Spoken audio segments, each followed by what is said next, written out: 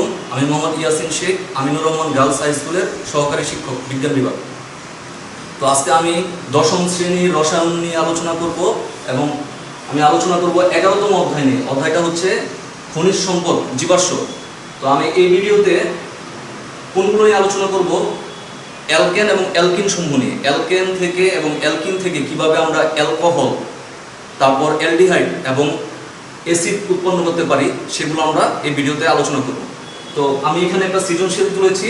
ক নাম্বার হচ্ছে অ্যালকাইল মূলকের সাধারণ সংকেত লেখো। তো অ্যালকাইল মূলকের সংকেত হচ্ছে CnH2SN+1।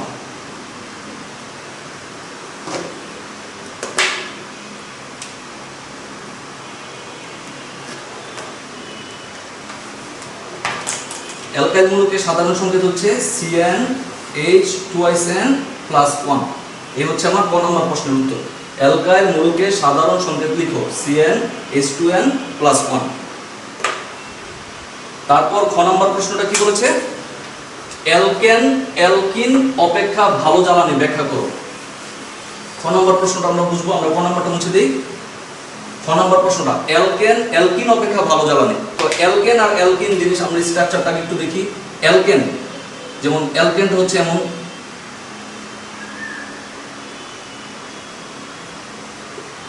তাই না? এটা একটা অ্যালকেন। আর অ্যালকিন কি? CH2CH2। এই হচ্ছে অ্যালকেন আর এই হচ্ছে অ্যালকিন। প্রশ্ন বলা হয়েছে এটা ভালো জ্বালানি। এই অ্যালকিন অপেক্ষা অ্যালকেন ভালো জ্বালানি। তার কারণ কি? কারণ হচ্ছে অ্যালকেনটা হচ্ছে একক বন্ধন দ্বারা গঠিত আর অ্যালকিনটা হচ্ছে দুই বন্ধন দ্বারা গঠিত, তাই না? জ্বালানি বলতে কার্বন এবং হাইড্রোজেন, মানে হাইড্রোকার্বনগুলো, কার্বন এবং হাইড্রোজেন দ্বারা গঠিত হয় হাইড্রোকার্বন। এই হাইড্রোকার্বনগুলো আসলে জ্বালানি হিসেবে ব্যবহার করা হয়। তো এখানে যে কার্বনটা এবং হাইড্রোজেন দুইটাই দাহ্য পদার্থ, দুইটাই হচ্ছে দাহ্য। তবে কার্বনের চেয়ে হাইড্রোজেনের দাহ্য ক্ষমতা বেশি, অর্থাৎ সে বেশি তাপশক্তি উৎপাদন করতে পারে। তো আমরা এখানে দেখি, এখানে একক বন্ধন, সিঙ্গেল বন্ধন থাকার কারণে কার্বনের সাথে হাইড্রোজেনের সংখ্যা বেশি। আর এখানে দেখো ডাবল বন্ধন থাকার কারণে কার্বনের সাথে হাইড্রোজেনের সংখ্যা কম। অর্থাৎ কার্বনের সাথে হাইড্রোজেনের সংখ্যা বেশি হয় অ্যালকেনে, একক বন্ধনে কার্বনের সাথে হাইড্রোজেনের সংখ্যা বেশি হয়। আর অ্যালকিন অর্থাৎ দুই বন্ধন যেখানে আছে সেখানে কার্বনের সাথে হাইড্রোজেনের সংখ্যা কম হয়। যদি হাইড্রোজেনের সংখ্যা বেশি হয় তাহলে ভালো জ্বালানি পাওয়া যাবে, আরো বেশি দাহ্য হবে। এই জন্য মূলত অ্যালকিন অপেক্ষা অ্যালকেন ভালো জ্বালানি। তাহলে অ্যালকেন অপেক্ষা অ্যালকেন ভালো জ্বালানি হওয়ার কারণটা কি? মূল কারণ হচ্ছে বন্ধন। এখানে একক বন্ধন, এখানে দুই বন্ধন। তো একক বন্ধন থাকার কারণে কার্বনের সাথে হাইড্রোজেন বেশি থাকে, বেশি হলে জ্বালানি আরো বেশি ভালো হবে। আর এখানে হচ্ছে কার্বনের সাথে হাইড্রোজেন দুই বন্ধন দ্বারা গঠিত, তাহলে হাইড্রোজেনের সংখ্যা কমে যাবে। এজন্য এই অ্যালকিন অপেক্ষা অ্যালকেনের জ্বালানি বেশি পাওয়া যায়, ভালো পাওয়া যায়।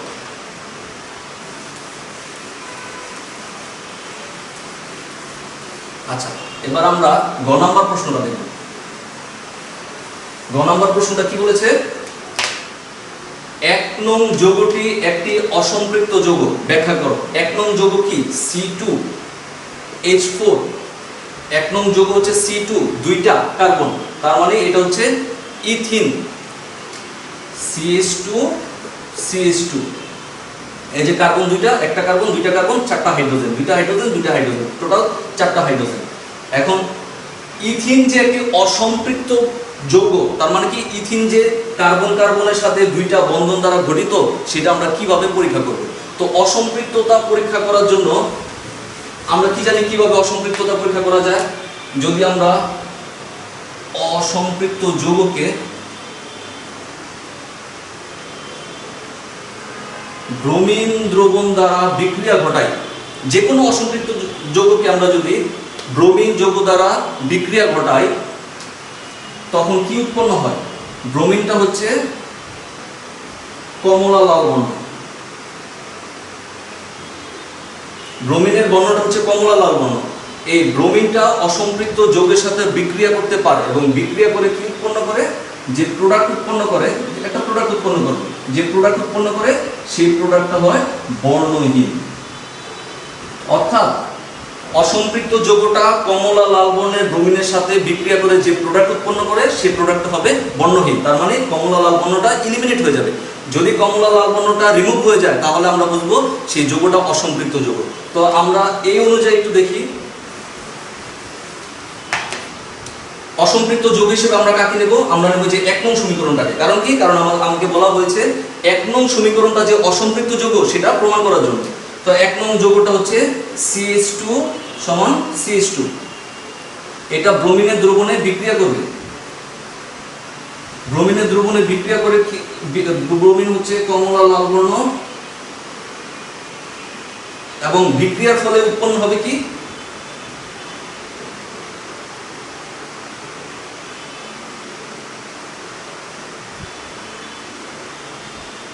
এই প্রোডাক্ট উৎপন্ন হয়, এবং প্রোডাক্টের নাম কি? 1,2-ডাইব্রোমো ইথেন। ছিল ইথিন, কারণ কি? দুইটা বন্ধন আছে, ছিল ইথিন, উৎপন্ন হলো ইথেন, কারণ দুই বন্ধন ভেঙে এক বন্ধন উৎপন্ন হলো, এবং দুইটা ব্রোমিন সাথে থাকে, এজন্য নাম হচ্ছে 1,2-ডাইব্রোমো। ডাই মানে দুই, ব্রোমো দুইটা ব্রোমিন, 1 নাম্বার পজিশন একটা এবং 2 নাম্বার পজিশন একটা, দুইটা ব্রোমিন উৎপন্ন হয়, এবং মেইন প্রোডাক্টটা কি? 1,2-ডাইব্রোমো ইথেন। এবং এই যে প্রোডাক্টটা উৎপন্ন হয় সেই প্রোডাক্টটা কালারটা হচ্ছে বর্ণহীন। সেই প্রোডাক্টটা কালারটা হচ্ছে বর্ণহীন, অর্থাৎ ইথিন কমলা লাল বর্ণের ব্রোমিনের সাথে বিক্রিয়া করে 1,2-ডাইব্রোমো ইথেন উৎপন্ন করে। এই জায়গায় কালারটা ছিল কমলা লাল, এবং উৎপন্ন হওয়ার সময় সে কমলা লাল বর্ণটাকে রিমুভ করে ফেলে, অর্থাৎ বর্ণহীন যৌগ উৎপন্ন করে। এজন্য আমরা বলতে পারি 1 নং যৌগটি একটি অসম্পৃক্ত যৌগ, কারণ অসম্পৃক্ত যৌগগুলোই মূলত ব্রোমিনের সাথে বিক্রিয়া করে যে প্রোডাক্ট উৎপন্ন করে সেটা হচ্ছে বর্ণহীন প্রোডাক্ট। আচ্ছা, এবার আমরা শেষ প্রশ্নটা পড়ব।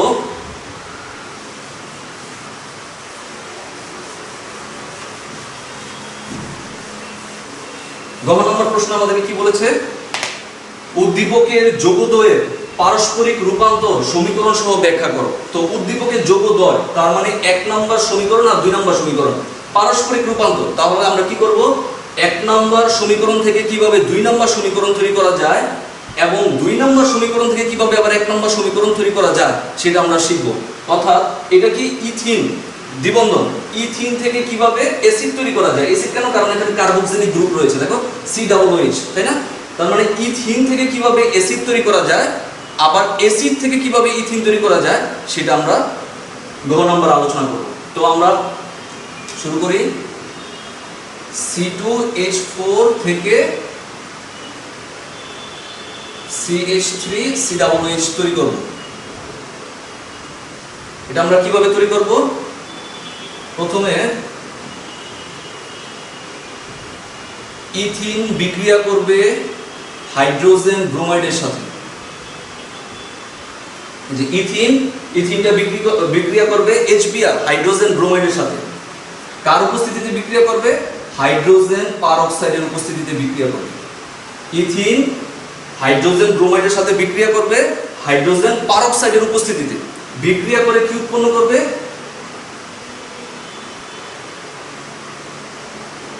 CH3CH2Br মানে ইথাইল ব্রোমাইড। দেখো এখানে কার্বন হচ্ছে দুইটা, একটা দুইটা, এখানেও কার্বন ছিল দুইটা, একটা দুইটা। হাইড্রোজেন এখানে কয়টা? তিনটা, আর দুইটা পাঁচটা। এখানেও দেখো হাইড্রোজেন দুইটা, চারটা, পাঁচটা, আর ব্রোমিন হচ্ছে একটা। এই যে ব্রোমিন হচ্ছে একটা।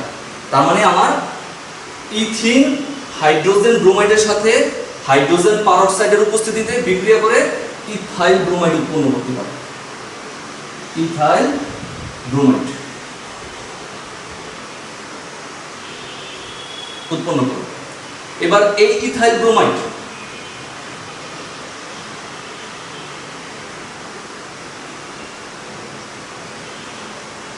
ইথাইল ব্রোমাইডটা বিক্রিয়া করবে সোডিয়াম হাইড্রোক্সাইডের জলীয় দ্রবণের সাথে। সোডিয়াম হাইড্রোক্সাইডের জলীয় দ্রবণের সাথে বিক্রিয়া করবে। বিক্রিয়া করে কি উৎপন্ন করবে?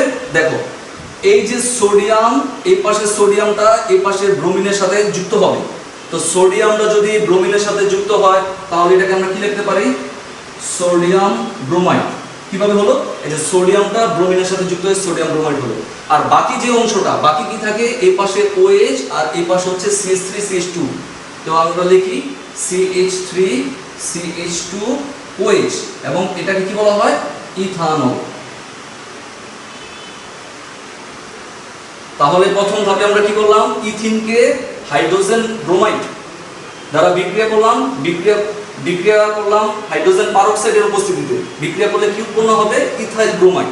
এই ইথাইল ব্রোমাইডটা আবার সোডিয়াম হাইড্রোক্সাইডের জলীয় দ্রবণের সাথে বিক্রিয়া করে ইথানল আর সোডিয়াম ব্রোমাইড উৎপন্ন করে। তা আমার ইথানলটা দরকার, কারণ আমি যদি ইথানলটাকে জারিত করি, প্রথমে আমার অ্যালডিহাইড উৎপন্ন হবে, তারপর আমার অ্যাসিড উৎপন্ন হবে, এবং আমার দরকার হচ্ছে অ্যাসিড উৎপন্ন করা। অর্থাৎ আমি যদি এই ইথানলটাকে জারিত করি দুইবার, পরপর দুইবার যদি আমি জারিত করতে পারি, তাহলে আমি অ্যাসিড পাবো। কিভাবে জারিত করব দেখি। আচ্ছা, তাহলে ইথানল CH3 CH2OH, ইথানলটাকে আমি জারিত করব জাইমান অক্সিজেন দ্বারা। ইথানলটাকে যদি জাইমান অক্সিজেন দ্বারা জারিত করি, তাহলে উৎপন্ন হবে ইথানেল CH3 CHO, ইথানেল। এটা হচ্ছে অ্যালডিহাইড। অ্যালডিহাইড কেন? কারণ অ্যালডিহাইড গ্রুপ রয়েছে এখানে, তাই না? ইথানেল, ইথানলটা জাইমান অক্সিজেন দ্বারা জারিত হয়ে ইথানেল উৎপন্ন হলো। আর এই জাইমান অক্সিজেনটা কোথা থেকে আসলো? জাইমান অক্সিজেনটা তৈরি হয়েছে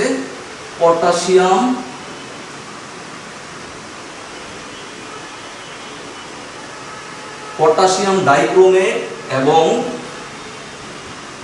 সালফিউরিক অ্যাসিড বিক্রিয়া করে। পটাশিয়াম ডাইক্রোমেট এবং সালফিউরিক অ্যাসিড এই দুইটা বিক্রিয়া করে উৎপন্ন করে জাইমান অক্সিজেন। ওই জাইমান অক্সিজেনটা ইথানলকে জারিত করে উৎপন্ন করে ইথানেল। আবার আমরা ইথানেলটাকে জারিত করব, সেম ভাবে আমরা ইথানেলটাকে জারিত করব। কি দ্বারা জারিত করব? জাইমান অক্সিজেন দ্বারা জারিত করব। জাইমান অক্সিজেন দ্বারা যদি জারিত করি, উৎপন্ন হবে ইথানোয়িক অ্যাসিড CH3COOH। অ্যাসিড, এই যে কার্বক্সিলিক গ্রুপ রয়েছে, তাই না? তার মানে ইথানেলকে আমি যদি জাইমান অক্সিজেন দ্বারা জারিত করি, তাহলে উৎপন্ন হবে ইথানোয়িক অ্যাসিড। তো আমি ইথিন থেকে শুরু করেছিলাম, চলে আসলাম ইথানোয়িক অ্যাসিডে, তাই না? তাহলে এখানে প্রশ্ন করা হয়েছে উদ্দীপকের যৌগদের পারস্পরিক রূপান্তর সম্ভব কিনা। তার মানে আমার একটা ধাপ শেষ। কোন ধাপটা? C2H4 থেকে CH3COOH আমার তৈরি করা হয়েছে। কিভাবে তৈরি করলাম আমি? প্রথমে ইথিনকে হাইড্রোজেন ব্রোমাইড দ্বারা বিক্রিয়া করলাম হাইড্রোজেন পারঅক্সাইডের উপস্থিতিতে, উৎপন্ন হলো ইথাইল ব্রোমাইড। এই ইথাইল ব্রোমাইডটা আবার সোডিয়াম হাইড্রোক্সাইডের জলীয় দ্রবণের সাথে বিক্রিয়া করে উৎপন্ন করে ইথানল। ইথানল যখন আমার তৈরি হয়ে যাবে, ইথানলকে আমি দুইবার জারিত করব। কি দ্বারা জারিত করব? জাইমান অক্সিজেন দ্বারা জারিত করব। জাইমান অক্সিজেনটা কিভাবে তৈরি হবে? পটাশিয়াম ডাইক্রোমেটের সাথে সালফিউরিক অ্যাসিড বিক্রিয়া করে জাইমান অক্সিজেন তৈরি হবে। তাহলে এই ইথানলটা জাইমান অক্সিজেনের সাথে বিক্রিয়া করবে, জাইমান অক্সিজেন দ্বারা জারিত হয়ে ইথানেল উৎপন্ন করবে, এবং ইথানেলটা আবার জাইমান অক্সিজেন দ্বারা জারিত হয়ে ইথানোয়িক অ্যাসিড উৎপন্ন করবে। হ্যাঁ, এবার আমি শিখব পারস্পরিক রূপান্তর। তার মানে আমি যে CH2 সমান CH2 থেকে CH3COOH আসলাম, এবার আমি আবার এই ধাপ থেকে এই ধাপে যাব। তার মানে ইথানোয়িক অ্যাসিড থেকে আমি আবার যাব ইথিন তৈরিতে, তাই না? কিভাবে তৈরি করবো ইথানোয়িক অ্যাসিড থেকে ইথিনে?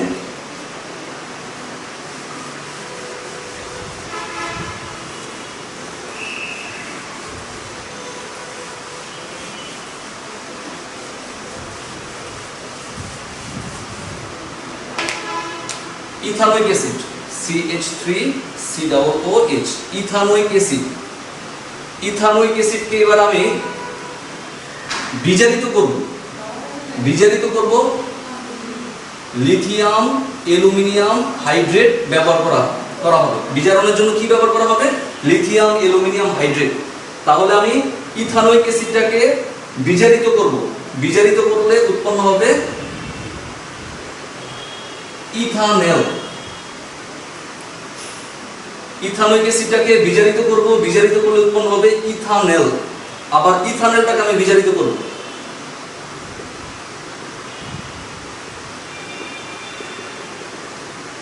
ইথানোয়িক অ্যাসিডটাকে যদি বিজারিত করি তাহলে উৎপন্ন হবে ইথানল।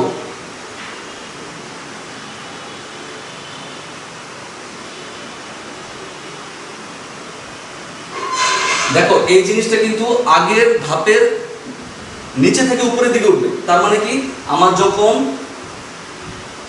ইথানোয়িক অ্যাসিডটাকে যখন আমি বিজারিত করব তখন উৎপন্ন হবে ইথানল। ইথানলের সংকেতটা হচ্ছে CH3CH2OH, ইথানল উৎপন্ন হয়।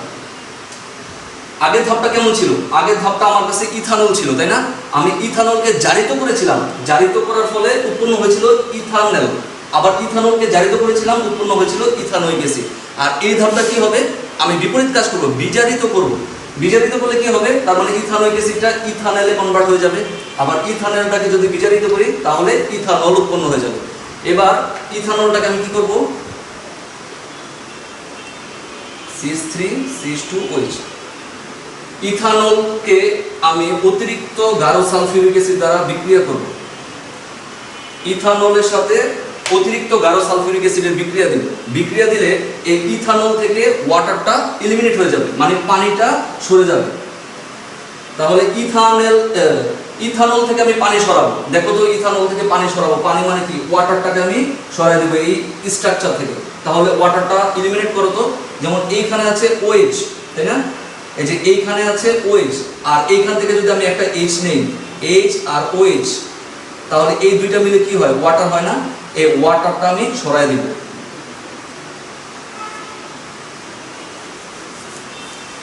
আমি আবার একটু ভেঙে দেখাচ্ছি। দেখো এইখানে ছিল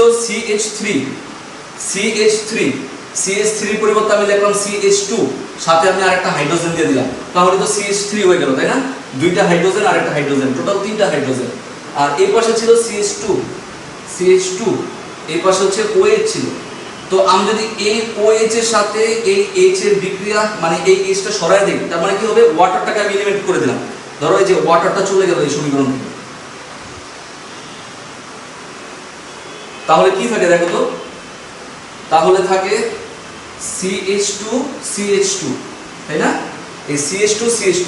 এখন আমি একটু দেখি তো, দুইটা কার্বন CH2CH2 আর হাইড্রোজেন কয়টা? দুইটা করে, একটা হাইড্রোজেন, দুইটা হাইড্রোজেন।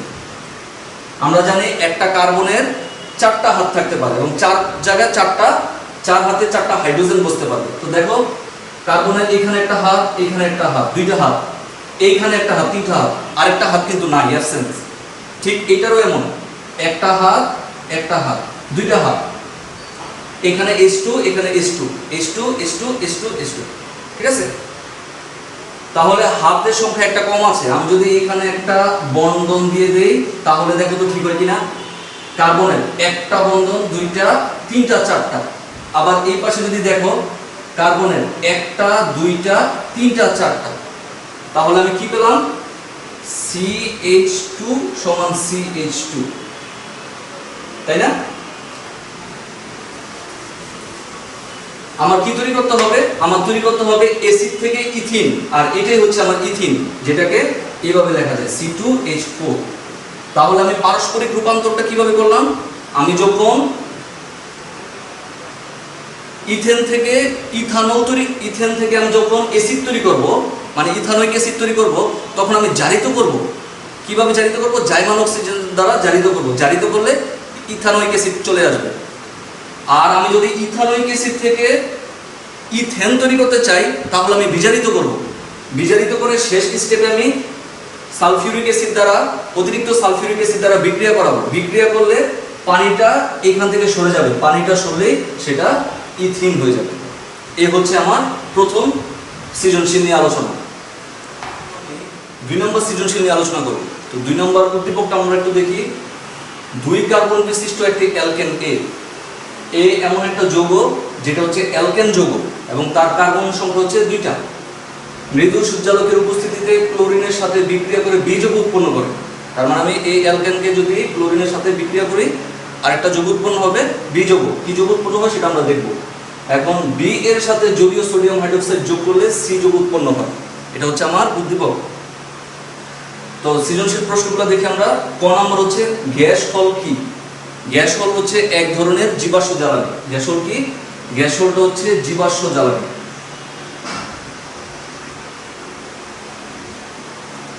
এবং এই জ্বালানির মধ্যে কি থাকবে? পেট্রোল। পেট্রোলের সাথে থাকবে ইথানল। আর ইথানলের পরিমাণটা কত হবে? 10 থেকে 20%। তার মানে গ্যাসোলটা হচ্ছে এক ধরনের জীবাশ্ম জ্বালানি যেখানে পেট্রোলের সাথে ইথানল থাকবে এবং ইথানলের পরিমাণটা হবে 10 থেকে 20%। তাকে আমরা গ্যাসোল বলতে পারবো। এটা হচ্ছে আমাদের ক নম্বর প্রশ্ন। খ নম্বর, অ্যালকেনকে প্যারাফিন বলা হয় কেন?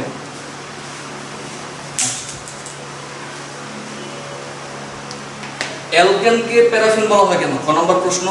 প্যারাফিন জিনিসটা কি আমরা একটু দেখি। প্যারাফিন কেন বলা হবে অ্যালকেনকে?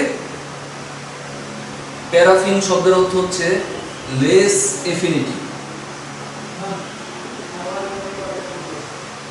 প্যারাফিন মানে কি? লেস এফিনিটি, অর্থাৎ স্বল্প বা অল্প আসক্তি। তার মানে অ্যালকেনটার আসক্তি কম। কিসের আসক্তি কম? সকল বিক্রিয়ার সাথে তার রিঅ্যাকশন করার টেন্ডেন্সি খুব কম থাকে। কেন থাকে কম? অ্যালকেনটা কি? যেমন এই যেটা CH3 এটা হচ্ছে একটা অ্যালকেন, তাই না? অ্যালকেনের মধ্যে কি থাকে? কার্বন একক সমযোজী বন্ধন। কার্বনের সাথে কার্বনের একটা বন্ধন দ্বারা সমযোজী বন্ধন গঠিত হয়, তাই না? কার্বন একক সমযোজী বন্ধন থাকে। এই অ্যালকেন সমূহের মধ্যে দ্বিবন্ধন বা ত্রিবন্ধন না থাকার কারণে সে অন্য কোনো সব ধরনের বিক্রিয়ার সাথে সে বিক্রিয়া করার টেন্ডেন্সি দেখায় না। অর্থাৎ অ্যালকেন সমূহ সকল রাসায়নিক বিক্রিয়া অংশগ্রহণ করে না। এই কারণে মূলত একে প্যারাফিন বলা হয়। প্যারাফিন হচ্ছে স্বল্প আসক্তি, মানে সকল জায়গায় সে বিক্রিয়া করবে না।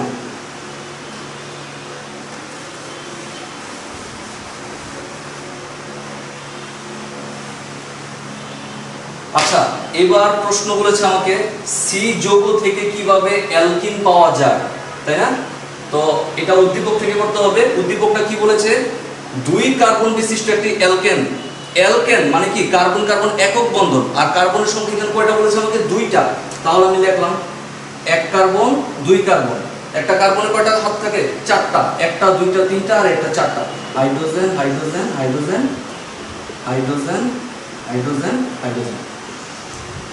তার মানে উদ্দীপকে যে 2 কার্বন বিশিষ্ট একটি অ্যালকেন বলেছে যার নাম হচ্ছে এ, এটা হচ্ছে মূলত এই যে এটা, তাই না? আর এটাকে আমরা সংক্ষেপে কিভাবে লিখতে পারি? CH3, তাই না? আবার হচ্ছে CH3, তাই তো? এটা হচ্ছে অ্যালকেন, 2 কার্বন বিশিষ্ট একটি অ্যালকেন। আমি লিখলাম প্রথমে 2 কার্বন বিশিষ্ট একটি অ্যালকেন। অ্যালকেনটার নাম হচ্ছে CH3 সমান CH3। মিথেন ইথেন, তার মানে এটার নাম হচ্ছে কি? ইথেন। তো মৃদু সূর্যালোকের উপস্থিতিতে সে কার সাথে বিক্রিয়া করবে? ক্লোরিনের সাথে বিক্রিয়া করবে। এই যে ক্লোরিনের সাথে বিক্রিয়া করবে। তো এটা বিক্রিয়া করবে কার সাথে? ক্লোরিনের সাথে। ক্লোরিন Cl2, মৃদু সূর্যালোক, তাই না?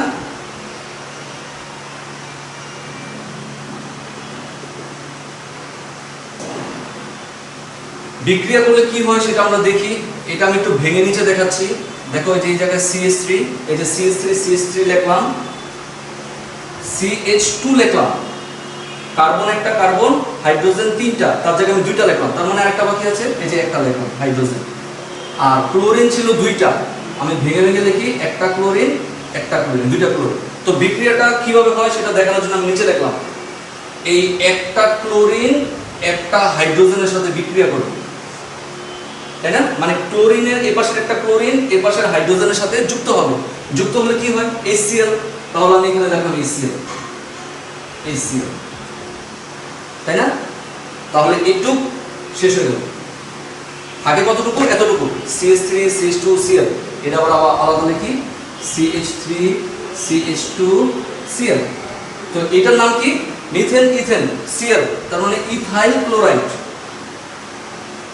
Methane ethane ethyl chloride. তো তো উদ্দীপক অনুযায়ী আমি বুঝি, আমাকে বলছে 2 কার্বন বিশিষ্ট একটি অ্যালকেন এ, এই যে আমি দেখলাম 2 কার্বন বিশিষ্ট একটি অ্যালকেন, এটা কি ছিল? ইথেন।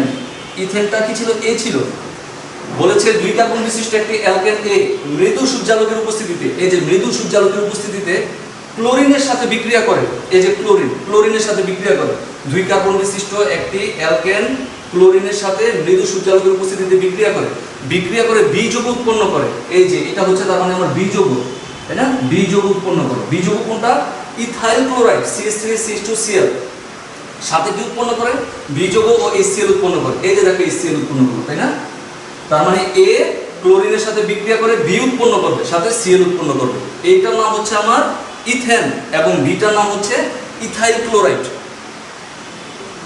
আচ্ছা, এটা হচ্ছে 1 নম্বর স্টেপ। 2 নম্বর স্টেপটা আমাকে কি বলেছে? বি এর সাথে জলীয় সোডিয়াম হাইড্রোক্সাইড যোগ করলে আমার বি কোনটা? ইথাইল ক্লোরাইড, তাই না?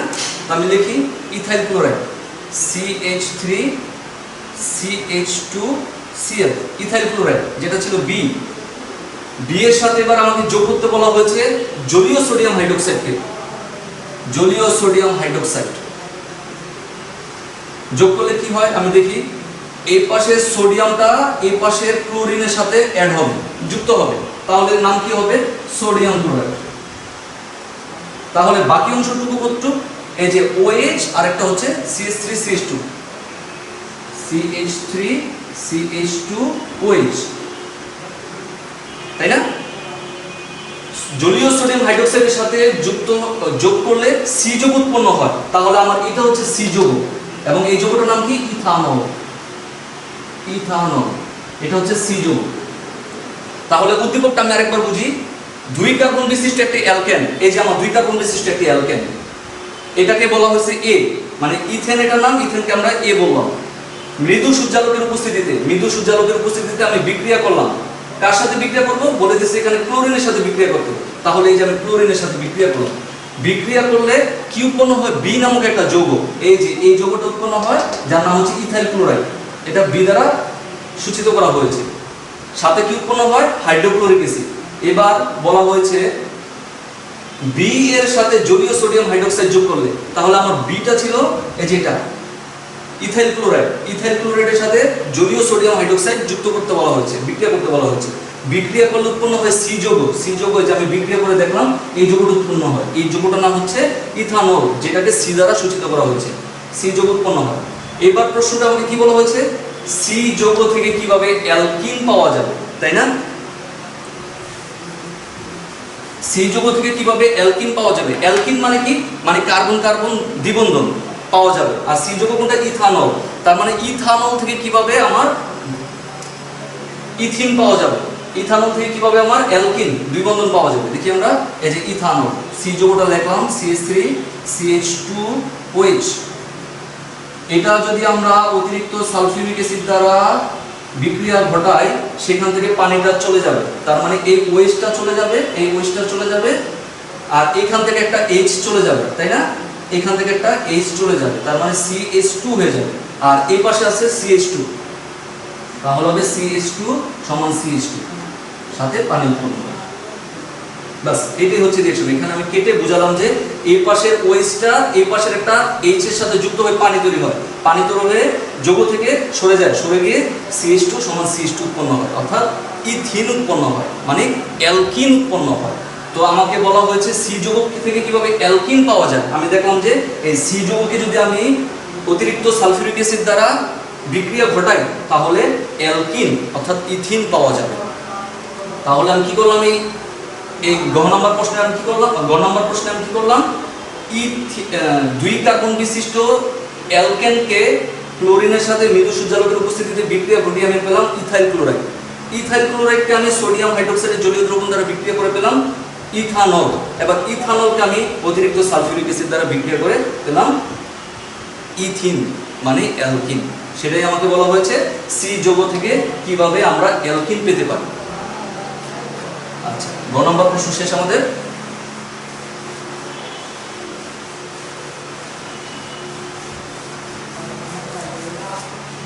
এবার শেষ প্রশ্নটা কি বলেছে? এই যৌগ হতে জৈব অ্যাসিড প্রস্তুত সম্ভব কিনা যুক্তি সহকারে বিশ্লেষণ করো। তো এই যৌগটা আমি গ নাম্বার সৃজনশীলে বের করেছিলাম, তাই না? এই যৌগটা কি? 2 কার্বন বিশিষ্ট অ্যালকেন। এই যৌগটা হচ্ছে CH3CH3। এই যৌগ থেকে কি সম্ভব কিনা, জৈব অ্যাসিড সম্ভব কিনা, তাই না? জৈব অ্যাসিড তার মানে কার্বক্সিলিক গ্রুপ বিদ্যমান যৌগ, তার মানে এই যে CH3COOH ইথানোয়িক অ্যাসিড, এই ধরনের যৌগ উৎপন্ন করা সম্ভব কিনা, এইটা থেকে এই প্রসেসটা এই অ্যালকেন থেকে ইথানোয়িক অ্যাসিড তৈরি করা সম্ভব কিনা আমাকে গ নম্বর প্রশ্নে জানতে চাওয়া হয়েছে। তো আমরা দেখি কিভাবে তৈরি করব। প্রথম স্টেপ, অ্যালকেনকে আমি ব্রোমিন দ্বারা বিক্রিয়া ঘটাবো। ব্রোমিন দ্বারা অ্যালকেনকে বিক্রিয়া করে দেখি কি উৎপন্ন হয়। তো এই বিক্রিয়াটা আমরা একটু ভেঙে দেখি। যেমন CH3 আছে এখানে, তাই না?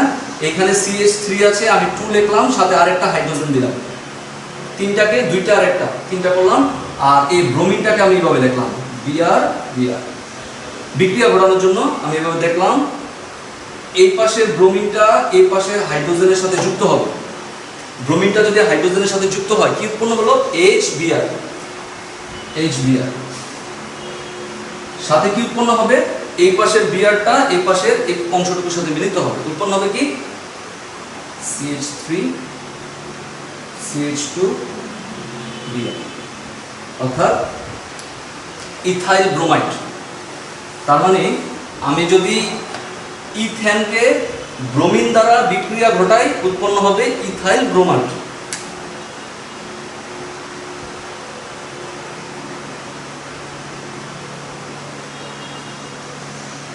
এখন এই ইথাইল ব্রোমাইডটাকে আমরা কি করব?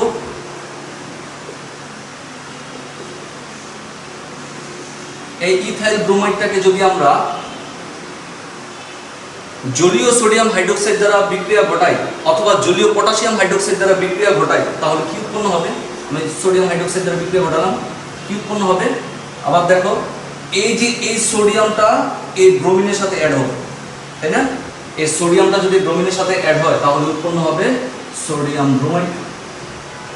বাকি অংশ রইল কি? বাকি অংশগুলোকে আবার একসাথে অ্যাড করে দাও, এই অংশ আর এই অংশ, একটু CH3CH2OH, তাই না? তার মানে কি পেলাম আমরা? ইথানল। অর্থাৎ প্রথম দুইটা ধাপ আমরা কি করলাম? ইথেনকে ব্রোমিন দ্বারা বিক্রিয়া করে আমরা ইথাইল ব্রোমাইড পেলাম, ওই ইথাইল ব্রোমাইডকে সোডিয়াম হাইড্রোক্সাইড দ্বারা বিক্রিয়া করে আমরা ইথানল পেলাম। আবার ইথানলকে যদি আমরা দুইবার জারিত করি, কি দ্বারা জারিত করব? জাইমান অক্সিজেন দ্বারা জারিত করব। জাইমান অক্সিজেনটা কিভাবে তৈরি হবে? পটাশিয়াম ডাইক্রোমেটের সাথে সালফিউরিক অ্যাসিড বিক্রিয়া করে জাইমান অক্সিজেন উৎপন্ন হবে। ওই জাইমান অক্সিজেন দ্বারা যদি আমরা এই ইথানলটাকে জারিত করি পরপর দুইবার, প্রথমে উৎপন্ন হবে ইথানল, তারপর উৎপন্ন হবে ইথানোয়িক অ্যাসিড, অর্থাৎ অ্যাসিড পাওয়া গেল। কিভাবে? এই যে ইথানলটাকে আমরা জাইমান অক্সিজেন দ্বারা জারিত করব, জারিত করলে কি উৎপন্ন হবে? Ethanal, CH3CHO। আবার ইথানেলটাকে যদি আমরা আবার জাইমান অক্সিজেন দ্বারা জারিত করি, উৎপন্ন হবে ইথানোয়িক অ্যাসিড। আমাকে প্রশ্নে বলা হয়েছে জৈব অ্যাসিড প্রস্তুত করা সম্ভব কিনা, কার্বক্সিলিক গ্রুপ বিদ্যমান জৈব অ্যাসিড। তার মানে 1 নং এই যৌগটা ছিল অ্যালকেন, অ্যালকেন থেকে জৈব অ্যাসিড উৎপাদন করা সম্ভব। কিভাবে সম্ভব? অ্যালকেনকে প্রথমে ব্রোমিন দ্বারা বিক্রিয়া করলে উৎপন্ন হবে ইথাইল ব্রোমাইড, ইথাইল ব্রোমাইডের সাথে জলীয় সোডিয়াম হাইড্রোক্সাইডের বিক্রিয়া ঘটালে উৎপন্ন হবে ইথানল। ইথানলকে আমি জাইমান অক্সিজেন দ্বারা জারিত করব, পটাশিয়াম ডাইক্রোমেট এবং সালফিউরিক অ্যাসিডের উপস্থিতিতে সালফিউরিক অ্যাসিড দ্বারা বিক্রিয়া করলে জাইমান অক্সিজেন উৎপন্ন হয়। এই জাইমান অক্সিজেন ইথানলকে প্রথমবার জারিত করলে উৎপন্ন হবে ইথানেল, এবং দ্বিতীয়বার জারিত ইথানেলকে আবার যদি জারিত করতে পারে সে উৎপন্ন হবে ইথানোয়িক অ্যাসিড। তার মানে এই যৌগ থেকে আমার জৈব অ্যাসিড প্রস্তুত করা সম্ভব। অর্থাৎ আমার এই প্রথম ভিডিও লেকচারে আমি কিভাবে অ্যালকেন এবং অ্যালকিন থেকে অ্যালডিহাইড, অ্যাসিড, ইথানল এগুলো তৈরি করা যায় সেই সম্পর্কে আমি আলোচনা করেছি। সবাইকে ধন্যবাদ।